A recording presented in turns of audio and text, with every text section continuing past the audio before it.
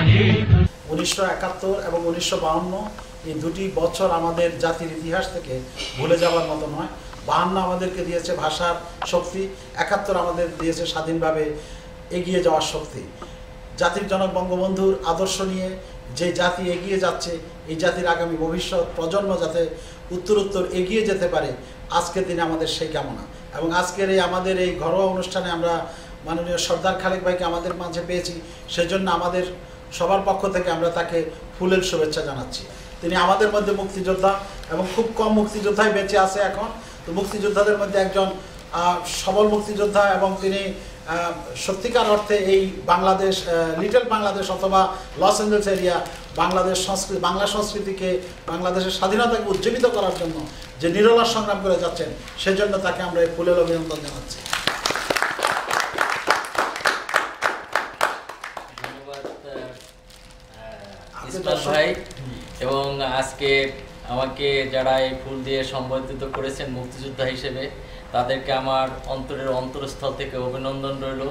আমি আশা করব আমার মৃত্যুর পরে যেন আপনাদের এই স্নেহ ভালোবাসা দিয়ে বাংলা মানুষকে এবং বাংলাদেশকে পৃথিবীর বুকে আরও উজ্জ্বল থেকে উজ্জ্বলতর করেন। উপস্থিত সুধীমণ্ডলী, আজ আমরা এখানে একত্রিত হয়েছি। আমাদের মাঝে রয়েছেন বীর মুক্তিযোদ্ধা সর্দার খালেক, এবং আমরা যারা তার অনুরাগী, আমরা যারা মুক্তিযুদ্ধকে ভালোবাসি, বঙ্গবন্ধুকে ভালোবাসি, বাংলাদেশের স্বাধীনতা সংগ্রামকে আমরা অন্তরের অন্তঃস্থলে স্থান দিই, এবং প্রবাসে এসেও আমরা সেই মুক্তিযুদ্ধের চেতনাকে বিকশিত করতে চাই, তাদের মধ্যে বেশ কয়েকজন সমমনা আমরা একসাথে হয়েছি। বিষয়টা ছিল ঈদ পুনর্মিলনী, বাট এর মধ্যে কথাবার্তা এবং আলাপ আলোচনার মধ্য দিয়ে আমরা সব এক হয়ে গেলাম, এবং সেখানে উপস্থিত রয়েছেন আমাদের সর্দার খালেক ভাই। আমি আপনাদেরকে পরিচয় করে দিচ্ছি। প্রথমেই বাম দিকে বসে আছেন মুক্তি চেতনার সভাপতি জনাব মাসুদ হাসান সাহেব। তারপরে রয়েছেন আমাদের বিশিষ্ট লেখিকা এবং কণ্ঠশিল্পী পান্না খান, সর্দার খালেক ভাই, আমি ইসমাইল হোসেন, মূলধারার প্রেসিডেন্ট। আমার সাথে রয়েছেন, আমার ডান পাশে রয়েছেন জনাব শামসুদ্দিন মানিক, তিনি বাংলাদেশ কমিউনিটি সেন্টারের বর্তমান আহ্বায়ক কমিটির সভাপতি। তারপরে রয়েছেন আমাদের হাসিফ ভাই, যিনি বাংলাদেশের একজন বিশিষ্ট সঙ্গীত শিল্পী।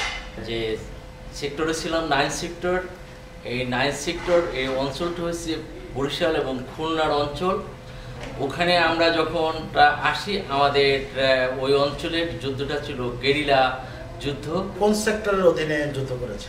আমি যুদ্ধ করেছি 9 সেক্টরের অধীনে। আমার সেক্টর কমান্ডার ছিল মেজর জলিল। আমি ট্রেনিং করেছি ভারতের থুবা টাকিপুর প্রিসিশন ক্যাম্পে। আমার এফএফ নাম্বার ছিল 4260। রাজশাহী শহরে আমি ছিলাম, রাজশাহী কোর্টের কাছে ছিলাম। রাজশাহী দখল হয় 14 এপ্রিল। 2.5 দিন ব্যাপী যুদ্ধ হয় পাকিস্তান সেনাবাহিনী আর পুলিশ বাহিনীর সাথে। আমাদের এটা বাসা থেকে মাত্র 1 মাইলের মধ্যে। তো আমি যুদ্ধটা সম্মুখে আমার একদম চোখের সামনে দেখেছি, এবং কিভাবে পুলিশ বাহিনীকে 2.5 দিন যুদ্ধ হওয়ার পরে পুলিশ বাহিনীকে সন্ধি পাঠায় ওরা, যে আমরা যুদ্ধ করবো না, আমরা এখন খাবো, ক্লান্ত গেছি। কিন্তু যখন পুলিশ বাহিনীর সবাই খেতে বসছে, ঠিক সেই সময় ওরা অ্যাটাক করে রাজশাহী শহর দখল করে, এবং অ্যাটাক করে ওদেরকে মেরে দিয়ে তারপরে ওরা চলে যায়।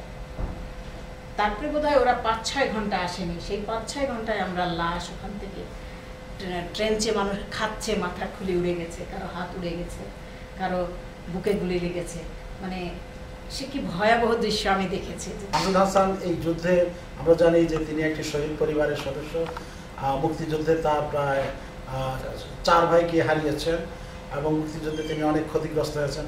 মাসুদ ভাই, আপনার কি সেপ্টেম্বর মাসের কোনো স্মৃতি কি আপনার মনে আছে? হ্যাঁ, সেপ্টেম্বর মাসে আমরা ঢাকায় ছিলাম। তখনই আমার ভাইরা আস্তে আস্তে সব ফিলিং নিয়ে আসে ঢাকায়। সেপ্টেম্বর অক্টোবরে তারা আসে ঢাকায় সবাই। আপনার মুক্তিযুদ্ধের চেতনায় আপনি এভাবে উদ্বুদ্ধ হলেন কেন? ধন্যবাদ ইসমাইল ভাই।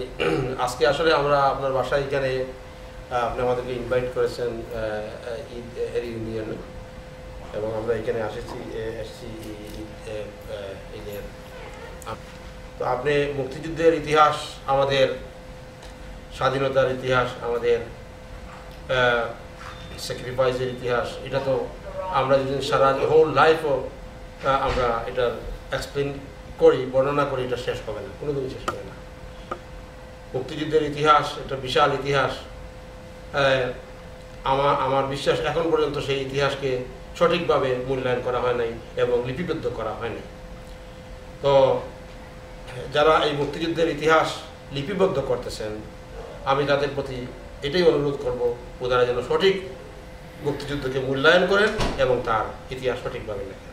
বাইরে আছি, আমেরিকায় বসবাস করতেছি আমরা, তো আমাদের যে নেক্সট জেনারেশন যারা আমাদের চিলড্রেন, আমরা তো মুক্তিযুদ্ধ একদম ধারের থেকে দেখছি, তো আমাদের নেক্সট জেনারেশন মুক্তিযুদ্ধ কি সেটা জানে না। তাই মুক্তির চেতনা আমরা যে নাম দিয়ে যে সংগঠন এখানে আমরা প্রতিষ্ঠিত করেছি, সেই চেতনার অর্থটাই হলো যে আমাদের নেক্সট জেনারেশনকে আমরা উদ্বুদ্ধ করা, মুক্তিযুদ্ধের ইতিহাস, মুক্তিযুদ্ধের সঠিক ইতিহাস তাদের কাছে তুলে দেওয়া। এই জন্য এটাই হলো আমাদের তারা যাতে নিজে। আসিফ ভাই, আপনি তো একজন ভালো সঙ্গীত শিল্পী, বাংলাদেশের রেডিও টেলিভিশনে আপনি গান করেছেন, আপনি ছায়ানটের শিক্ষক ছিলেন, পাশাপাশি শিল্পকলা একাডেমিতেও কাজ করেছেন। আপনার কাছে যেটা প্রশ্ন সেটা হচ্ছে যে বাংলা 52-এর ভাষা আন্দোলনের ফলে যে বাংলা ভাষা এবং সংস্কৃতি আমাদের দেশে আন্দোলন শুরু হয়েছে 52 থেকে, তার পটভূমি, তার ধারাবাহিকতায় আমরা 1971-এ আমরা আমাদের দেশকে পেলাম। তো প্রথম আমরা আমাদের সাংস্কৃতিক স্বাধীনতা পেলাম, তারপর আমরা পেলাম আমাদের ভূখণ্ডের স্বাধীনতা। এখন আপনার আধুনিক বাংলা গানে কি, আজকের বাংলা গানে কি এই ভাষা আন্দোলন এবং এই স্বাধীনতার এই বিষয়গুলো কি একসাথে আমরা পাচ্ছি? মানে ম্যাক্সিমাম ডিআইটিতে একটা বিরাট আওয়াজ হয়। ওই সময়টাই আমি গান করতাম টেলিভিশনে 75 থেকে, কিন্তু ওই সময়টা আমি গানের শিল্পী ছিলাম না। মানে গানের শিল্পী বলতে ছায়ানট তো পরে করলাম, 1982-তে ছায়ানট থেকে পাস করেছি। আরেকটা প্রশ্ন, আমি কিন্তু ছায়ানটের টিচার ছিলাম, ছায়ানটের স্টুডেন্ট ছিলাম আমি, তবে 82-তে পাস করেছি। কিন্তু স্বাধীনতা উত্তোলনের যে গানগুলো, বিশেষ করে ছোটোবেলায় তো মুক্তিযুদ্ধের এরকম স্বাধীনতা দেখাতে এই গানগুলো শুনতাম। বিক্রমপুরটাতে আমরা ছিলাম যখন ঢাকাতে গণ্ডগোল ছিল, এলিফ্যান্ট রোডে। আমি বলবো ব্যাকগ্রাউন্ড হিসেবে তো অবশ্যই আছে, কারণ ওই সময়টা আমি ভাগ্যবান ছিলাম, কারণ লুত্তর ভাইয়ের স্বাধীনতার জনতার সংগ্রাম চলবে, ওই সমস্ত গানগুলো। তারপরে ওরা আমার মুখের ভাষা কাড়ি নিতে চায়, আব্দুল লতিফ ভাই, ওনাদের কাছে সরাসরি গান শিখেছি। কারণ আমি উদিচিতে ছিলাম 70-র পর, ছোট ছিলাম কিন্তু উদিচিতে ছিলাম। তারপর গাফফার ভাই, আমার ভাইয়ের রক্তের, হ্যাঁ, আমার ভাইয়ের রক্তের রঙ, ওই সমস্ত গানগুলোর সাথে। এবং ছায়ানট এবং উদিচি মিলে স্বাধীন বাংলা বেতার কেন্দ্র শ্রোতার আসরের প্রথম যে রেকর্ডটা বের করলো সিঙ্গাপুর থেকে, ওটা ঢাকাতে রেকর্ড হয়েছিল। মানে স্বাধীন বাংলা তো ওগুলো গানগুলো তো ছন্ন ছাড়া ছিল, কিন্তু ওই রেকর্ডের মধ্যে আমি চারজনের মধ্যে আমি ছিলাম একজন ছায়ানটের, আর বাকি 4 জন শিল্পী আর উদিচির ছিলেন কয়জন। তো আমার এটা ভাগ্য হয়েছে এবং স্বাধীনতা উত্তোলনের গানগুলো আমি করেছি।